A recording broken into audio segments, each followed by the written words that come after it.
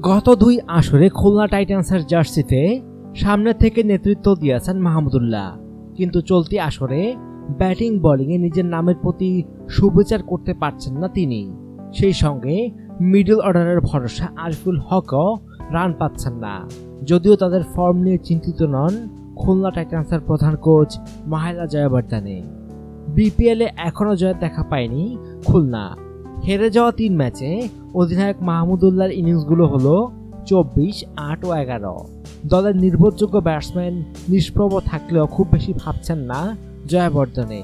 খুলনার কোচ বলেছেন, মাহমুদুল্লাহকে নিয়ে কোনো দুর্ভাবনা নেই। সে দুর্দান্ত ক্রিকেটার, কয়েকটা ইনিংস খারাপ করলে কোয়ালিটি হারিয়ে যায় না। আমি নিশ্চিত সে রানে ফিরবে। সে আমাদের দলের গুরুত্বপূর্ণ ক্রিকেটার। আমি কোনোভাবেই তার ফর্মহীনতা নিয়ে বিচলিত নই। মাহমুদুল্লাহর মতোই প্রত্যাশিত পারফরমেন্স করতে পারছেন না আরিফুল হক। 3 ম্যাচে তার ব্যাট থেকে এসেছে 12, 19 ও 12 রান।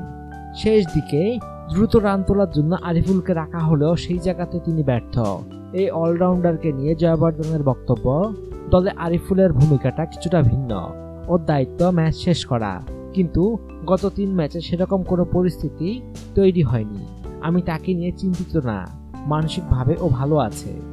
টি-20কে 4 ছক্কার ক্রিকেট হিসাবে দেখতে চান না মাহেলা। তিনি মনে করেন টি-20 শুধু 4 ছক্কার খেলা নয়, বুদ্ধির খেলা, কৌশলের খেলা, অঙ্কেরও খেলা। উইকেট যদি এমন হয় যে ব্যাটসম্যানরা 200 করে ফেলবে, তাহলে তো বোলারদের কিছুই করার থাকে না। তবে এই উইকেটে বোলারদের করার মতো অনেক কিছুই আছে। এটা ব্যাটসম্যানদের সেভাবে চ্যালেঞ্জ জানায়। এখানে রান করা খুবই কঠিন হয়। শনিবার চিটাগং ভাইকিংসের বিপক্ষে প্রথম পর্বের শেষ ম্যাচ খেলবে খুলনা। ওই ম্যাচ জিতেই সিলেটে যেতে চায় তারা। অনুগ্রহপূর্বক সংবাদটি শেয়ার করুন এবং দেশ বিদেশের সর্বশেষ খবর জানতে স্পোর্টস লাইট সাবস্ক্রাইব করে রাখুন।